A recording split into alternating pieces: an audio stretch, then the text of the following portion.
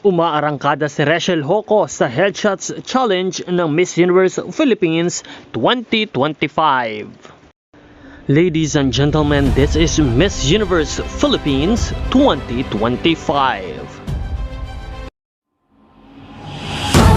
Now, 2204, your budget vlogger host.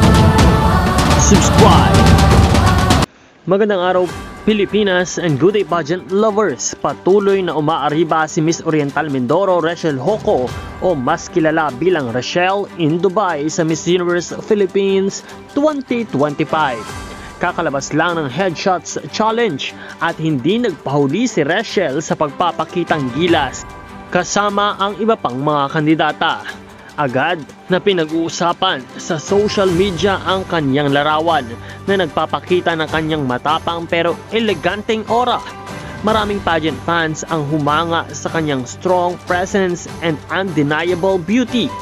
Dahilan para mas lalo silang ma-excite sa paparating panglaban.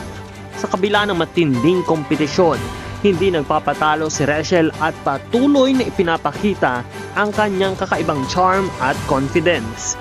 Maraming sumusuporta sa kanya, lalo na ang kanyang mga kababayan sa Oriental Mindoro at mga fans mula sa Dubai. Habang papalapit ang coronation night ay mas lalong umiinit ang bardagulan sa pagitan ng mga kandidata. Sino nga kaya ang aabante sa susunod na challenge?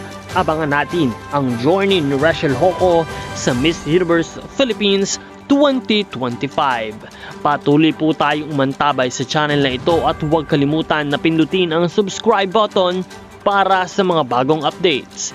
This is Nel2204, your pageant blogger host. Maraming salamat sa iyong panonood at magkita po tayong muli sa susunod na video.